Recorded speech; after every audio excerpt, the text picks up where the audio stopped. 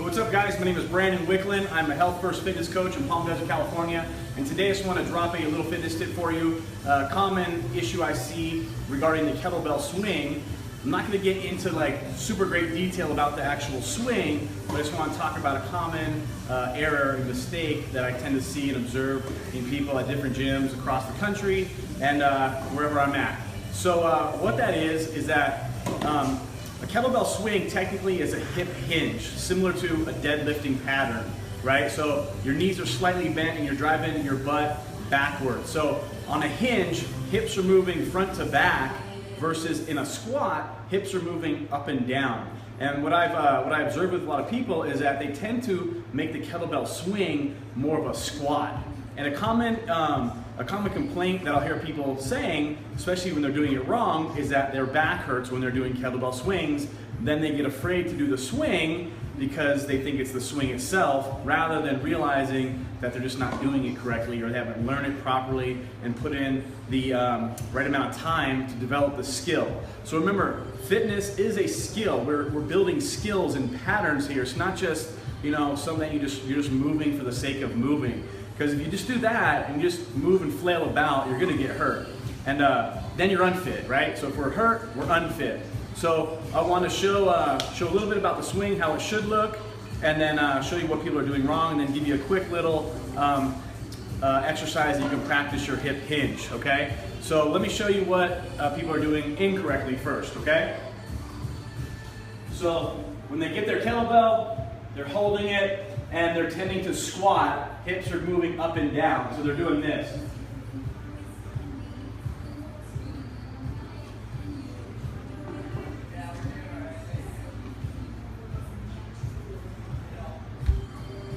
As you're squatting down with that load, your spine is going to end up taking the brunt of the load, okay? You're not keeping tension on your butt and your backside, which is where you want to have this. You want to feel this in the backside of your body, okay?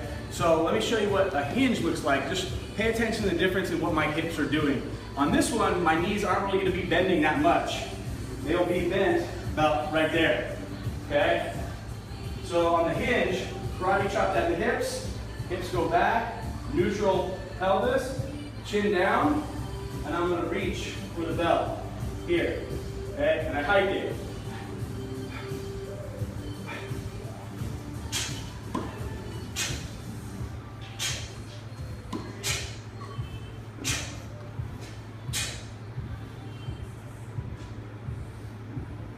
Noticing the difference there. When I do it in the hinging way, I create a lot of tension in my back, and I can load my body kind of like a rubber band. I'm pulling it back and then releasing, loading to explode. I don't feel any pain in my back. I don't feel any discomfort at all in my back. The other way, I can actually notice it. And if you're squatting and doing it a lot, it may not hurt you the first time, but if you keep building that negative pattern, that negative programming into your nervous system, your body's going to remember that, and you're going to tend to do it that way. So a great way, if you do not know how to hinge, and you say, hey, can you hinge? And they say yes, and then they tend to squat. A lot of people may not know actually what the hinge is. So a great way to practice the hinge is to unload completely, and you can use a bench like I have back here. So check this out. One thing you can do, get yourself next to a bench, slide your feet under it, so your shins are literally touching the bench. And then what you can do is just stay tall, chin over the collarbone, put your hands on your thighs, and then practice squatting or bending, right? So you start to squat, but the bench blocks you, so you have to put your butt out. Here, okay? Okay, so just drive your hips back, keep your chin down, neutral hips, and you'll hit your hinge. Okay, and then from there, you just press the earth away, stand up.